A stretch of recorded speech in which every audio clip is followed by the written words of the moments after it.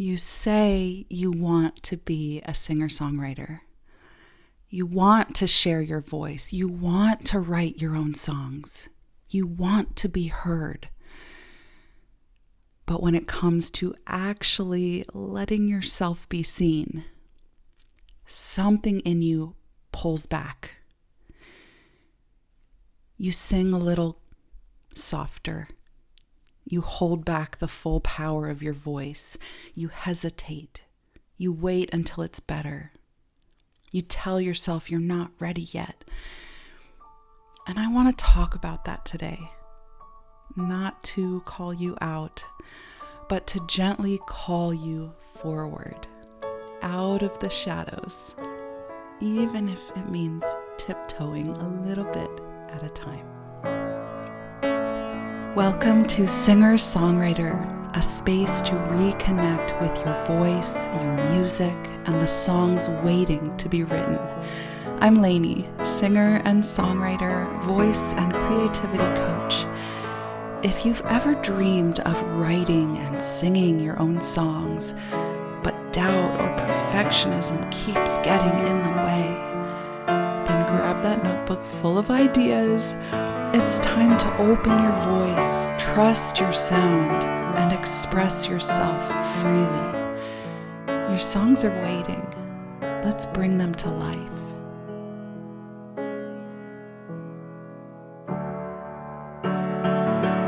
Hey friend, if this episode feels like it's speaking directly to you as you listen, I want you to know that you're not alone.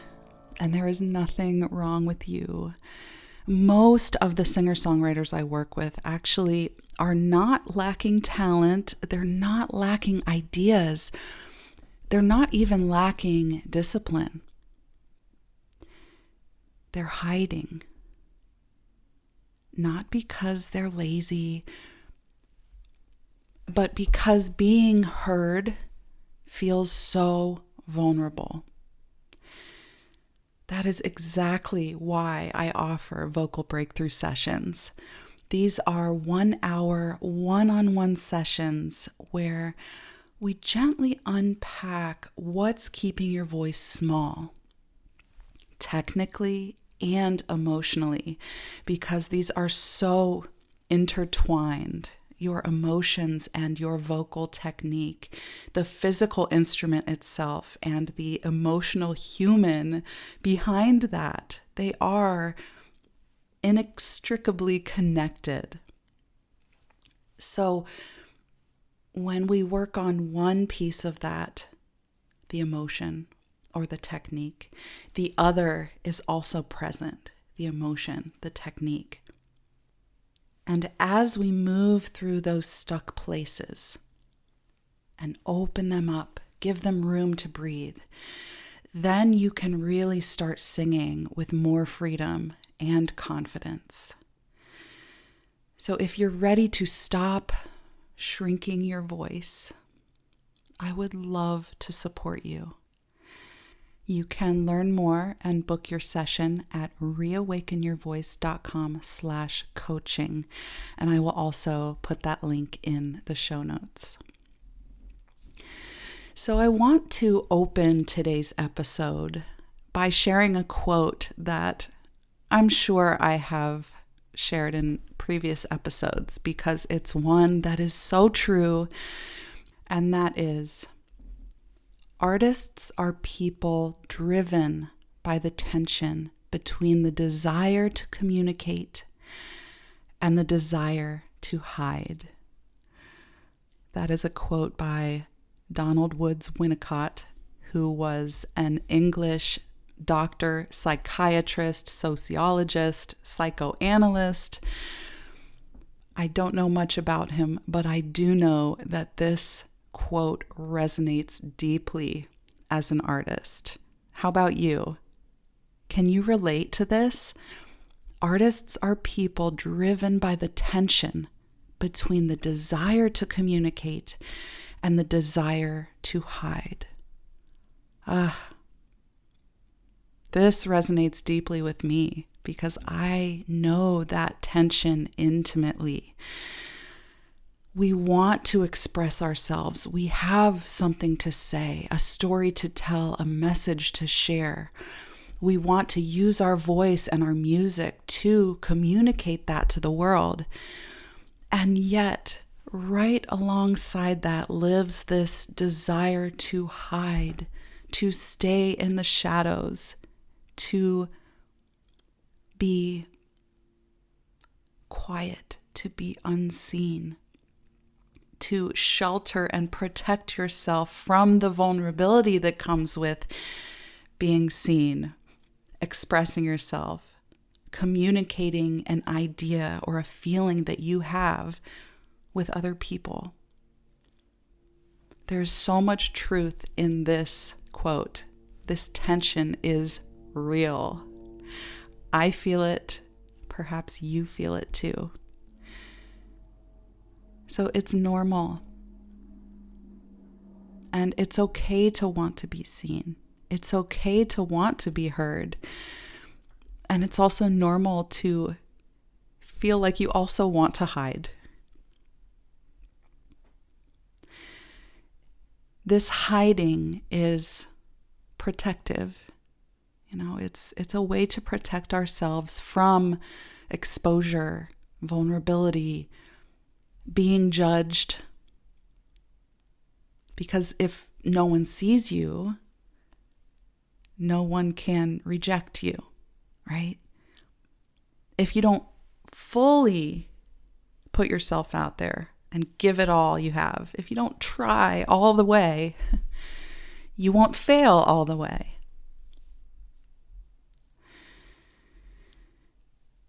And underneath this hiding, there is also perfectionism.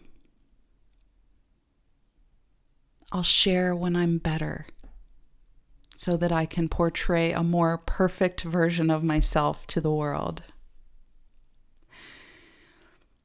What this hiding does vocally, in terms of singing, because our voice is a physical instrument inside of our bodies, the hiding translates to having a smaller, weaker tone quality to your voice.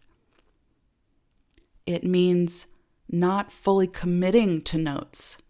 When there's a high note maybe that requires a lot of energy and full power for your voice, rather than fully committing and going for it, which is what is needed to produce that sound, rather than going for it, you kind of back off and only go for it halfway. You shy away from it. It can also look like apologizing before singing, after singing, putting a disclaimer to your performance. It can also look like staying within a safe vocal range. What I mean by that is like this vocal territory that feels comfortable rather than touching on the extremes of your range. So you're not accessing the full potential of your instrument. If you are hiding emotionally, that means you cannot access the full potential of your physical instrument, of your sound, your uniqueness as an artist. And yes, technically, as well as emotionally. So what is this costing you? What is the cost of hiding? Well, that means your voice doesn't develop because you're not actively working on strengthening it. And that strength is also built not only through practice in the practice room or your practice space, not only working on technique privately, but building that strength through sharing your voice. Because you notice in the moment what happens with your voice when the nerves show up, when there are other ears present, when you know you have an audience. Your voice reacts differently because your body is reacting to the situation. And as you practice sharing your voice, you can more easily calm your nerves, allow the energy to move through your body rather than letting it get stuck, learning how to breathe through it, how to sing through it, sing through the nerves. So if you are hiding, you don't get this practice, you don't get this experience. You're not able to develop your voice. If you're hiding, that also means that your artistry stays as a theoretical thing. You stay in potential instead of practice. It stays in your head rather than you beginning to embody it, embodying the artist that you already are. But right now it's in the head, and we need to move it through the heart, through the body, and make it real. And if you're hiding, you're also not building resilience. And this is something we need as singers and songwriters.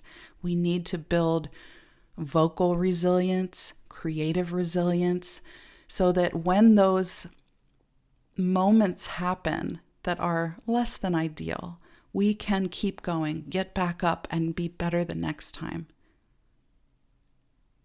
So you're robbing yourself of all of this growth if you stay in the shadows.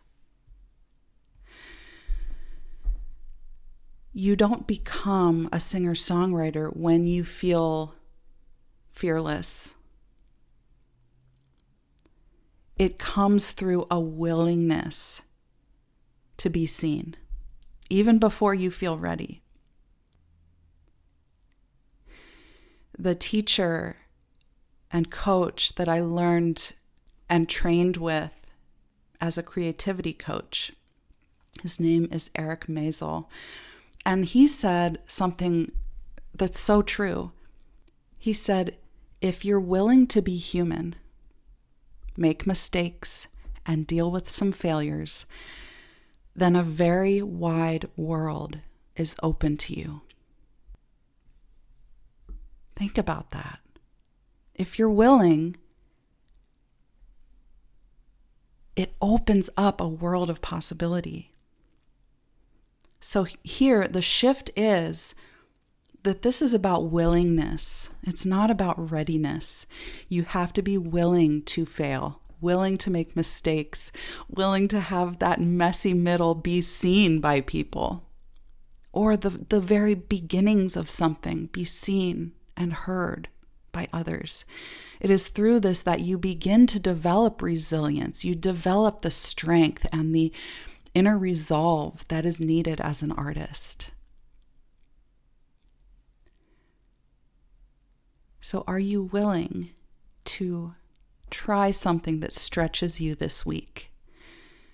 Maybe you could share 30 seconds of something you wrote, something you sang. Maybe you could sing full voice alone. So rather than shying away from that one note, you go for it. You give it your whole heart, your whole body. You ride that air all the way to the back of the room. Maybe you send a rough demo to one trusted person. Or maybe you introduce yourself as a singer-songwriter. These are small little reps of visibility. You're practicing being seen. You're practicing being heard, a little bit at a time. I remember a time when I would stand on stage and my whole body would shake. I had one of those beautiful, long, flowy gowns, and my knees were shaking. So as the gown was, hanging, flowing, it's like the whole thing was vibrating. You could see it. Even if my knees were hidden, you could see the fear manifest in my body through the shaking of the skirt part of my dress. And I laugh now, but I know what that felt like. Singing through it, knowing that I was not doing the song justice, knowing that I wasn't doing my voice justice, but that I was doing the artist inside of me justice by doing it scared, doing hard things imperfectly, showing up before you feel polished. Does my voice still shake sometimes when I first begin singing a song? Yes. But I sing through it. And I can shift into calm, centered, grounded peace much more quickly than I could have all those years ago when my dress was shaking on stage. And so my voice was also shaking on stage all the way through to the end of the song, last note. And if you can get through that one,